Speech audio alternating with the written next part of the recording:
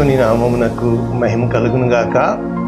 ప్రభువునందు ప్రియులారా, మన ప్రభువు రక్షకుడునైన క్రీస్తు యేసు పరిశుద్ధ నామంలో మీకు శుభములు.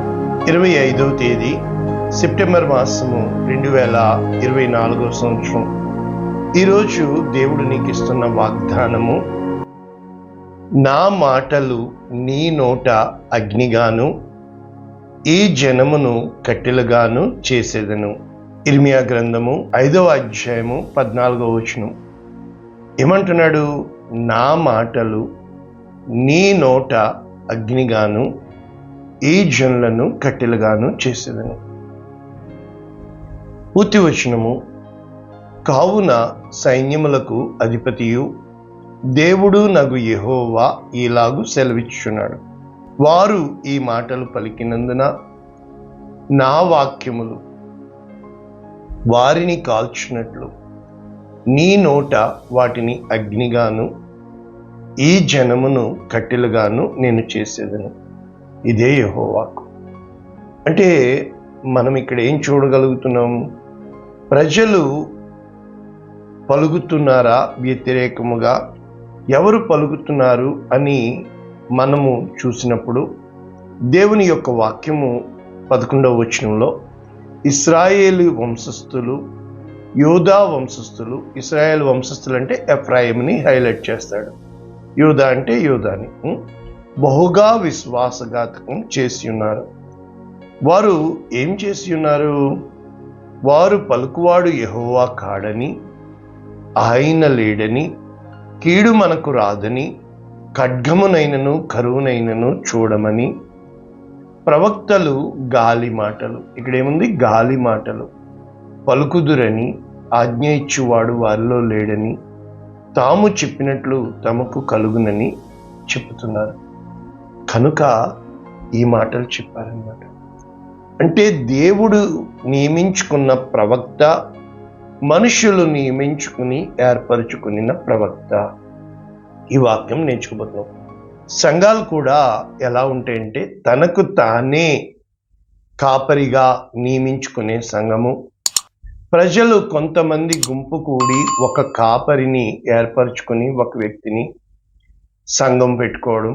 ఇక చివరిగా దేవుడు ఒక వ్యక్తిని తన ప్రణాళిక కొరకు నిలవబెట్టడం.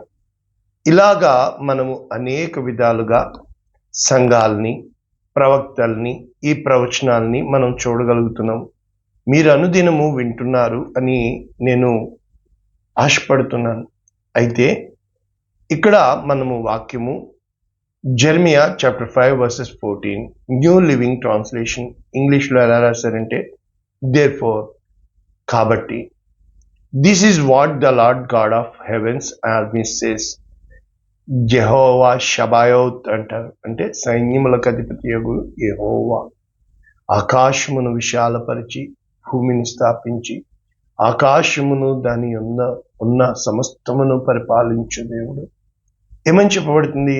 Because the people are talking like this, ప్రజలు ఈ విధముగా మాట్లాడుతున్నారు కనుక, my messages will flame out of your mouth, నా యొక్క సందేశములు, వాక్యములు, మాటలు నీ నోటి నుంచి అగ్నిగా బయలుదేరి and burn the people like kingly wood. అంటే ఈ ప్రజలను అగ్ని ఏ విధముగా ఆ యొక్క కట్టెలను కాల్చివేస్తుందో ఆ విధముగా నేను చేయబోతున్నాను అని ఇక్కడ ప్రభువు మనకి సెలవిస్తున్నట్లు చూడగలుగుతున్నాం. రైట్?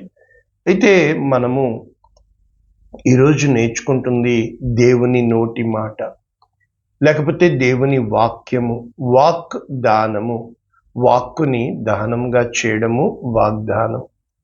ఈ రోజున మనం నమ్మలేకపోవడానికి గల కారణం ఏంటంటే, దేవుడు చెప్పేది ఒకలా ఉంటే జరిగేది ఇంకోలా ఉంటుంది. కారణము ఒక్క మాటలో చెప్పాలంటే, మోషేకి దేవుడు చెప్పి పంపిస్తాడు.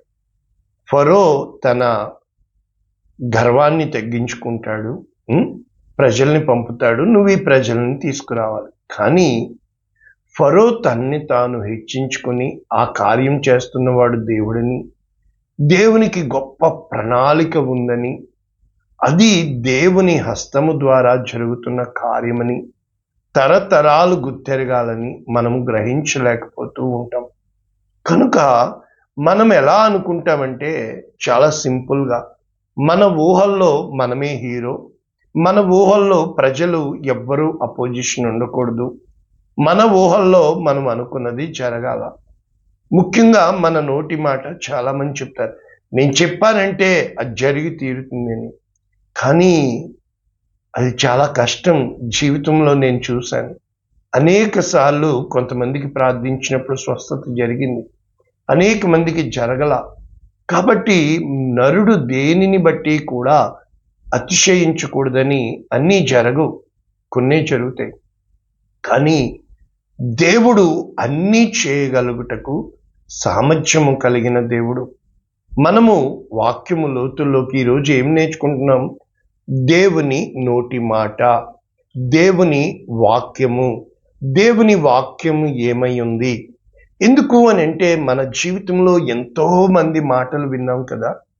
బహుశా లాజరు చనిపోయాక ఆ 4 రోజులు అక్కడ ఎంతో మంది మాట్లాడుకొని ఉంటారు కదా. కానీ యేసుప్రభు మాట్లాడిన మరుక్షణము లాజరులోకి జీవం ప్రవేశించి, ఆత్మ ప్రవేశించి లాజరు బయటకు వచ్చాడు కదా. ఆ యొక్క శతాధిపతి చెప్తాడు కదా, నీవు మాట మాత్రము సెలవిమ్ము, నీ దాసుడు బ్రతుకుతాడు. అయితే దాసుడు ఎలా బ్రతుకుతాడో నాకు తెలియదు, కానీ దేవుని మాట నువ్వు వినాలి అంటే నేను నేర్చుకుంది నీకు నేర్పిస్తుంది. నీ హృదయము ఆయన మీద పెట్టు, ఉపవాసం తీ, సహవాసం చే, దేవుణ్ణి బలంగా పట్టుకో, ఆయన మాట కోసం నువ్వు ఎదురు చూడు. కానీ ఈలోపు చాలా జరుగుతాయి. కారణము, బైబిల్ తీస్తాం చదువుదామని, అప్పుడే ఆవలింతలు వస్తాయి, అప్పుడే ఏదో పని గుర్తొస్తుంది, అప్పుడే నిద్ర వస్తుంది. మనం ప్రార్థన చేద్దాం అనుకుంటాం, అప్పుడే బంధువులు వస్తారు. చర్చికి వెళ్దాం అనుకుంటాం, అప్పుడే ఏదో పని తెగులుతుంది. చర్చికి వెళ్దామంటే జ్వరాలు వస్తాయి, బంధువులు వస్తారు, రానివ్వరు. కనుక మన జీవితంలో ఎన్నో అనుకుంటాం, ఏది చేయలేం. కానీ ఈరోజు నేను మీకు నేర్పిస్తున్న మాట దేవుని మాట, దేవుని వాక్కు, దేవుని వాగ్దానం, దేవుని వాక్యం.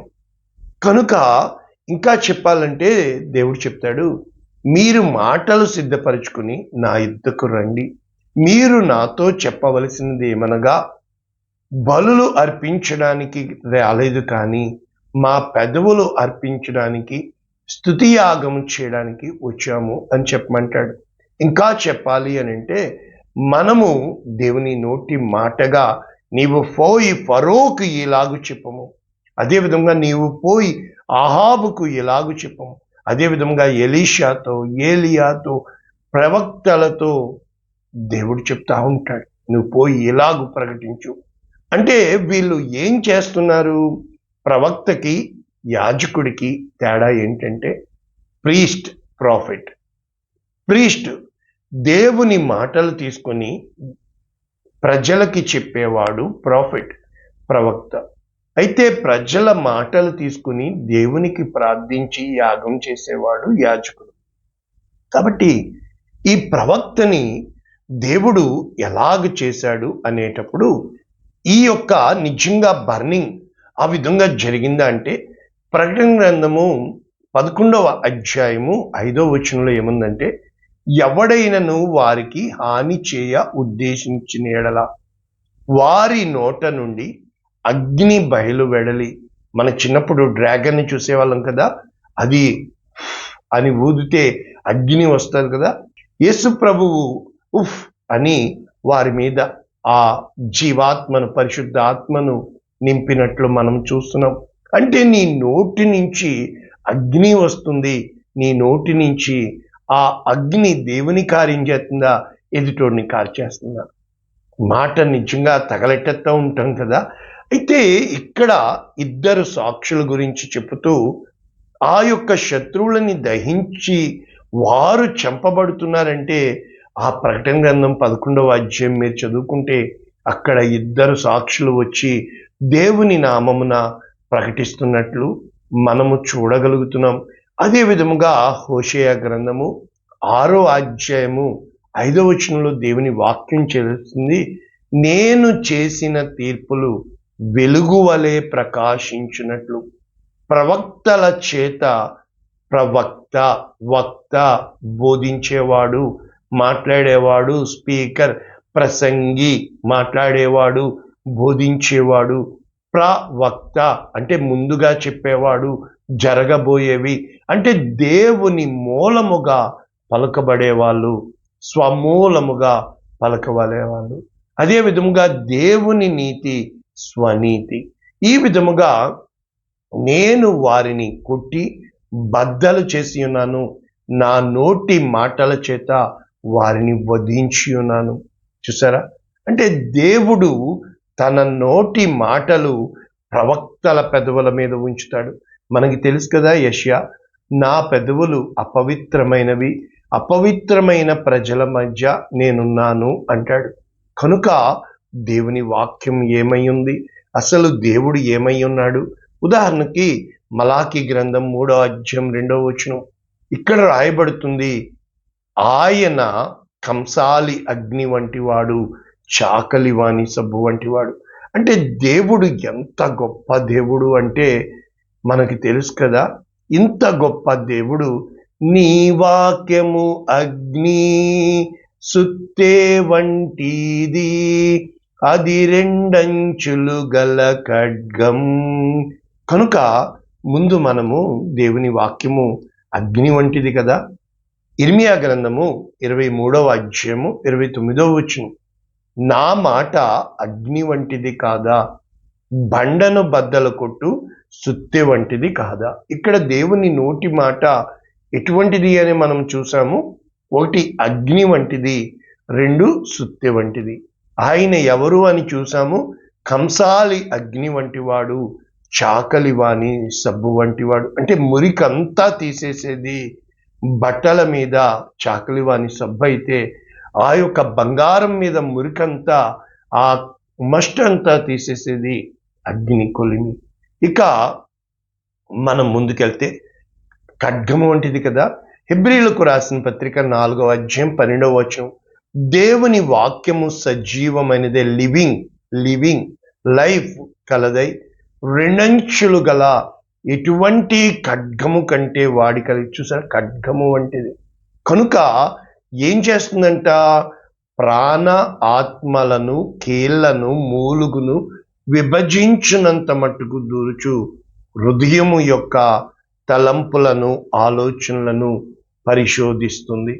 కాబట్టి ఆయనకి కనబడిని సృష్టమంటూ ఏమీ లేదు. ఇంకా దేవుని వాక్యము ఏమని చెప్పబడుతుంది, యాకోబు పత్రిక 1వ అధ్యాయం 23వ వచనం ఏమంటుంది, ఎవడైనను వాక్యమును వినువాడై ఉండి దాని ప్రకారము ప్రవర్తింపని వాడైతే వాడు అద్దములో తన సహజ ముఖమును, అద్దము వంటిది. అంటే దేవుడు ఆ యొక్క అద్దములో నీ పాపాన్ని చూపిస్తాడు అని ఇక్కడ భావం. అంటే మనుషులముగా మనము దేవుని యొక్క ఆ యొక్క అంటే కనికరాన్ని చూడాలని ఇష్టపడుతున్నాం, కానీ మరి పాపాన్ని మనం చూసుకోగలిగితే, నీవు అద్దం ముందు నిలబడితే ఆయన ప్రతిబింబించాలి, ఆయన ప్రతిబింబం, ఆయన వెలుగు నీవు చూడగలగాలి. కీర్తన 119, 105 మీ అందరికీ తెలిసిన వాక్యాలు నేను చెప్తున్నాను. నీ వాక్యము నా పాదములకు దీపము, నా త్రోవకు వెలుగు. అంటే ఈ వాక్యం ఏమై ఉన్నది, ఇప్పుడు దీపమై ఉన్నది, వెలుగై ఉన్నది. ఇంకా కీర్తన 119, 130 ఏం చెప్పబడుతుంది, నీ వాక్యము వెల్లడి అగుట తోడనే. అంటే దీన్ని రివల్యూషన్ నాలెడ్జ్ అంటారు. అవి తెలివి కలిగించును. అంటే తెలివి లేని వారికి ఎందుకు వెలుగు కలుగుతుంది అంటే ఇన్సైట్, ఒక మనోనేత్రములు వెలిగించబడతాయి, నీ ఆలోచించే విధానము మారుతుంది. కారణం ఏంటంటే దేవుని వాక్యం చెప్తుంది. యెషయా 66:1 ఏమంటున్నాడు, యెహోవా ఈ ఆజ్ఞ ఇచ్చుచున్నాడు, ఆకాశము నా సింహాసనము, భూమి నా పాదపీఠం. చూసారా? అయితే మీరు నా కోసం ఇల్లు కడుతున్నారు కదా, సేవ చేస్తున్నారు కదా, నాకు విశ్రమ స్థానముగా మీరు కట్టనుద్దేశించినది ఏపాటిది? అవన్నీ నా హస్తకృత్యములు, అవి నా వలన కలిగినవని యెహోవా సెలవిచ్చుచున్నాడు. అయితే ఎవడు దీనుడై, చూసారా, నలిగిన హృదయము గలవాడై నా మాట విని వణుకుచుండునో వానిని. అంటే దేవుని మాటకి లోబడేవారు. అందుకనే యేసుప్రభు వారు అంటారు కదా, మత్తయి సువార్త 7వ అధ్యాయము, ఈ నా మాటలు విని, దేని మీద? ఆయన మాటల మీద మన జీవితం కట్టుకుంటున్నామా? ఆయన వాగ్దానమును నమ్మగలుగుతున్నామా? ఆయన యందు విశ్వాసం ఉంచుతున్నామా? ఆయన నీకు వాగ్దానం చేసి ఉన్నాడా? ఇంతకీ ఆలస్యమైందే, ఈ రోజున ఒక వాగ్దానమును పట్టుకోవచ్చు కదా. అనుక చేయు ప్రతి వాడు బండ మీద తన ఇల్లు కట్టుకుని, అయితే ఎటువంటి వరదలు వచ్చినా, వానలు కురిసినా ఆ యొక్క బండ మీద కట్టబడింది కనుక అది ఎంత మాత్రము కూలిపోదు. అయితే ఈ నా మాటలు విని వాటి చొప్పున చేయని ప్రతివాడు ఇసుక మీద, అనేక మంది ఈరోజు ఇన్ని వాక్యాలు వింటున్నాం కదా, ఏదైనా ఒక్క వాక్యము చేయడానికి నువ్వు నిర్ణయించుకున్నావా? ఒక్క వాక్యం కోసం నువ్వు నిలబడ్డానికి సిద్ధపడ్డావా? అందుకనే మనం ఇప్పుడు నేర్చుకుంటుంటే వాక్యము మనకి తెలుసు కదా. ఈ యొక్క కీర్తనలు 81 మనకి 10వ వచనము దేవుని యొక్క వాక్యం సెలవిస్తుంది, నీ నోరు బాగుగా తెరువుము, నేను దానిని నింపెదను. ఏ రోజునైతే నీవు దేవుని మాటల కొరకు యెహెజ్కేలుకి చెప్తాడు, ఈ గ్రంథమును భక్షించు. యెహెజ్కేలు దగ్గరికి వెళ్దాం. అయితే ఈ యొక్క యెహెజ్కేలు విషయంలో 37వ అధ్యాయంలో మనకందరికీ తెలిసిన వాక్యము, ఈ యొక్క dry bones valley of dry bones అంటే ఆ యొక్క ఎండిపోయిన ఎముకల లోయ. ఇక్కడ మనము ఏం చూడగలుగుతాము? ఆ యొక్క ఆత్మ ఎప్పుడైతే యెహెజ్కేలుని తీసుకుని వెళ్ళి ఆ యొక్క ఎండిపోయిన ఎముకల లోయలో ఉంచుతుందో, అక్కడ మొత్తము ఎముకలు కనబడతాయి. అక్కడ దేవుడు ఏం చెప్తాడంటే, నరపుత్రుడా, ఈ ఎండిపోయిన ఎముకలు బ్రతకగలవా? మనం ఎప్పుడూ కూడా దేవా అది నీకే తెలియను అని అనాలి.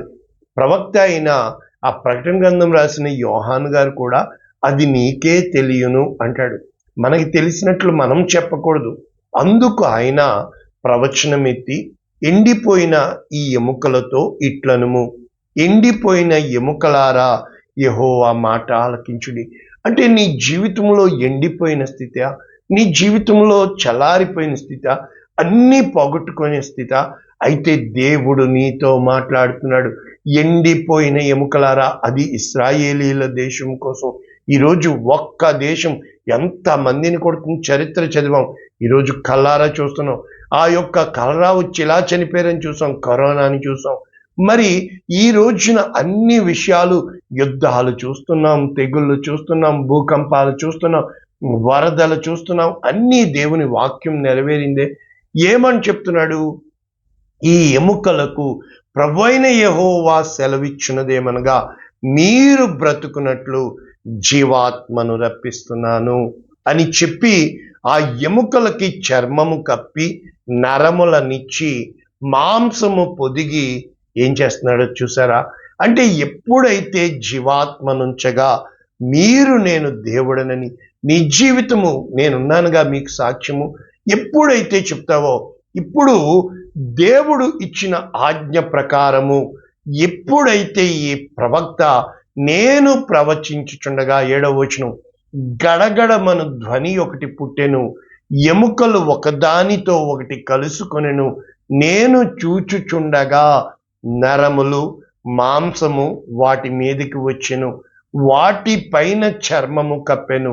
నా సాక్ష్యము ఎన్నో ఉన్నాయి, ఎంతో మంది ఈ విధంగా పుష్టి నొందారు. కానీ బాధతో చెప్తున్నానే, ఇప్పుడు కూడా అక్రమాలు జరుగుతున్నాయి, శూన అక్రమాలు అయినాయి. నేను చెప్పాను, అమ్మా కానుక ఇవ్వండి, అప్పులు చేసి ఎంతో మంది మళ్ళా వాళ్ళు ఫోన్ తీస్తే ఉంటు కానుక వేయలేదు, కృతజ్ఞత లేదు. ఇక్కడ అది జరిగింది. నా సేవా పరిచయలో నేను చేశాను, నన్ను దేవుడు వాడుకున్నాడు, కానీ కానుక ఇవ్వలేదే. ఒకవేళ ఎవరు కౌంటర్ వేసినా నేను కన్నీటితో చెప్తున్నాను, కానుక ఇవ్వలేదు నాకు. అయితే వాటిలో జీవాత్మ ఎంత మాత్రము లేకపోయింది. ఇప్పుడు మళ్ళా దేవుడు అడుగుతున్నాడు, జీవాత్మ వచ్చినట్లు ప్రవచించి సేవకుడు ప్రార్థిస్తాడండి, రాత్రి పగలు ఉపవాసం ఉంటాడండి, కన్నీరు కారుస్తాడండి, నీకు ధైర్యం చెప్తాడండి, నీ గురించి దేవునికి మొరపెడతాడండి. ఎప్పుడైతే ఏమని చెప్తున్నాడు, నలుదిక్కుల నుండి వచ్చి, కనుక 10వ వచనం, నాకు ఆజ్ఞాపించినట్లు నేను ప్రవచించగా జీవాత్మ వారిలోనికి వచ్చెను, వారి సజీవులై లేచి లెక్కింపశక్యం కాని మహాసైన్యమై. ఈరోజు ఇశ్రాయేలు దేశం ఈ విధముగా చెదరగొట్టబడి కంగారైపోయి అన్నీ పోగొట్టుకుని ఈరోజు ఎంత బలంగా అండి, ఒక పేజర్ ఎక్కడో ఉండి లేపేస్తున్నారు, ఒక వాకీ టాకీ లేపేస్తున్నారు, బాత్రూముల్లో పెట్టుకునే ఎలక్ట్రానిక్ డివైసు లేపేసేటంతగా వారి జ్ఞానము, వారి బలము, వారి దేవుడు వారితో ఉన్నాడని రుజువు చేస్తున్నాడే. మనము యుద్ధాలు చూడగలుగుతున్నామే, ఇంకా దేవుని నమ్మలేకపోతున్నావా? అయితే మనము ఈ ఇర్మియా గారి దగ్గరికి వస్తే ఏం చెప్పబడింది ఇర్మియాకి? ఎప్పుడైతే నేను బాలుడను అని ఇర్మియా ఇంతకు ముందు నేను మీకు నేర్పించాను, 9వ వచనంలో ఇది కూడా నేర్పించాను. అప్పుడు యెహోవా ఏం చెప్తున్నాడు? చేయి చాపి నా నోరు ముట్టి, సేమ్ టు సేమ్ మోషేకి చెప్తాడు కదా. అయినా మోషే ఒప్పుకోకపోతే అహరోనుని మరి స్పోకెన్ అంటే స్పీకర్గా, అంటే అహరోను ఏం పలకాలి? మోషే చెప్పింది మాత్రమే పలికేటట్లుగా చేశాడుగా. నేను నీ నోట నా మాటలు ఉంచి ఉన్నాను. ఈ నోటి మాట, నీ మాటకి బలము రావాలి అంటే నీ గుండెల్లో దేవుడు రావాలి. పెళ్ళగించుటకు, విరగగొట్టుటకు, నశింపచేయుటకు, పడద్రోయుటకు, కట్టుటకు, నాటుటకు నేను ఈ దినమున జనముల మీద, రాజ్యముల మీద నిన్ను నియమించున్నాను. మళ్ళా ఇదే వాక్యము ఈ గ్రంథమంతా చెబుతాడు. ఇదిగో ఇర్మియా గ్రంథము 15:16, నీ మాటలు దొరకగా నేను వాటిని భుజించి తిని. దేవుని వాక్యమును అంతగా చదవాలి. ఆయన వాక్యాలు నీ గుమ్మపు గౌనల మీద, నీ హృదయము మీద, నీ చేతికి నడికట్టు, నీ నడుముకి నడుకట్టుగా, నీ చేతికి బ్రేస్లెట్గా నీవు కట్టుకోగలుగుతున్నావా? నీ మాటలు తగ్గించి దేవుని మాటలు నీ బిడ్డలకి చెప్పగలుగుతున్నావా? ఇక్కడ ఇర్మియా గ్రంథంలో తను ఆ మాటలు నాకు దొరికినాయి, కానీ నిజంగా నేను ఉంది నా సాక్ష్యం, దేవుని వాక్యాలు ప్రకటించాను, కానీ వాళ్ళకి నచ్చలేదండి. వాళ్ళకి నచ్చినట్లుగానే అమ్మగారు అంటేనే వాళ్ళు వస్తారు. ఇక్కడ ఏమైందో తెలుసా? దేవా నీ పేరు నాకు పెట్టబడిను కనుక నీ మాటలు నాకు సంతోషము, నా హృదయమునకు ఆనందము కలుగచేయుచున్నవి. కానీ ఇదే కంప్లైంట్ అటు యెహెజ్కేలు, అటు యోహాను, నీ మాటలు నా నోటికి మధురముగా, కానీ కడుపులోకి వెళ్ళేటప్పటికి చేదుగా, చాలా కన్నీటితో ఉంటాయి. ఒక ఉసిరికాయ తిన్నప్పుడు నోటికి చేదుగా ఉంటుంది కదా, కానీ కాసేపటికి తీయగా ఒకలాగా మారుతుంది కదా. ఆ కాసేపు తినలేం కదా. చూసారా, నేను ఉల్లసింపలేదు, కడుపు మంటతో నీవు నన్ను నింపి ఉన్నావు. ఏకాకినైపోయాను. కన్నీటితో ఇలాగే ఉంటుందండి. ఎందుకంటే దేవుని మాట ఆ విధముగా ఉంటుంది. అప్పుడు దేవుడు చెప్తున్నాడు ఇర్మియాతో, నీవు నా తట్టు తిరిగిన ఎడల అని చెప్పుతూ, ఏవి నీచములో, ఏవి ఘనములో నీవు గుర్తుపట్టిన ఎడల నీవు నా నోటి వలె ఉండు. వారు నీ తట్టుకు తిరగవలను, కానీ నీవు వారి తట్టుకు తిరగకూడదు. నిన్ను కాపాడుటకు, నిన్ను విడిపించుటకు ఈ ప్రజలు పడగొట్టలేని ఇత్తడి ప్రాకారముగా నిన్ను నేను నియమిస్తున్నాను. ఏ రోజునైతే ఆయన మాటల కోసం నువ్వు వేచి ఉంటావో, ఆయన చిత్తం కోసం నువ్వు కనిపెడతావో, ఆయన కార్యాలు నువ్వు నీ జీవితంలో చేయాలని ఇష్టపడతావో, ఆయన మాటకి నువ్వు లోబడతావో, కొంతకాలము కఠినమైన శ్రమల గుండా వెళ్లాల్సి ఉంటుంది, కఠినమైన ఇబ్బందుల గుండా వెళ్ళాల్సింది, కఠినమైనగా మాటలు వినవలసి ఉంటుంది. యారా దేవుడు నీతో మాట్లాడేస్తున్నాడా, నువ్వు పెద్ద గొప్పవాడు అయిపోయావు, మరి ఎంతగా తీసి పాడేస్తారు తెలుసా, ఎంతగా అన్యాయం చేస్తారు తెలుసా, ఎంతగా నిందిస్తారు తెలుసా, ఎంతగా చీదరిస్తారు తెలుసా. ప్రతి దానికి నువ్వు తట్టుకొని నిలబడాలా. దేవా నీవు తప్ప నాకు ఆశ లేదని ఏ రోజునైతే నువ్వు దేవుణ్ణి దేవునిగా హెచ్చిస్తావో, దేవుణ్ణి దేవునిగా ఘనపరుస్తావో, దేవుడు నీ చేయి విడువడు సుమా, దేవుడు మంచివాడు సుమా. తప్పకుండా దేవుడు నీకు తన నోటి వాక్కును పంపించి నీవు పడినుండ గుంట నుండి లేపి నిన్ను హెచ్చించి ఆయన నిన్ను నిలబెడతాడు. భూమి ఆకాశము గతించిన కానీ నా మాటలు ఎన్నడూ గతించవు అని సైన్యములకు అధిపతి యొగు యెహోవా సెలవు. మన సంఘం పేరేంటి? పరిశుద్ధాత్మ ధ్వని అంతర్జాతీయ పరిచయం. ఎంత జాగ్రత్తగా మాట్లాడితే ఆయన ఎప్పుడు చెప్తా ఉంటాడు, నీ నోటమట ఆశీర్వాదమే కావాలి, దూషణ శాపము రాకూడదని. జాగ్రత్త. నీవు విరిగిపోయి శపిస్తున్నావా, నీవు విరిగిపోయి దూషిస్తున్నావా, ఏ రోజు నీ నోట అటువంటి మాటలు కూడదు. ప్రార్థన చేయనా.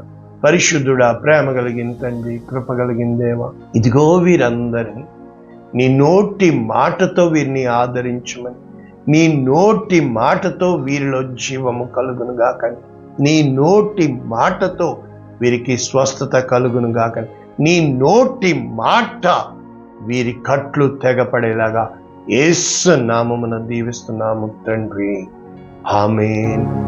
God bless you all. దేవుడు మిమ్మల్ని దీవించుగాక. ఆమేన్.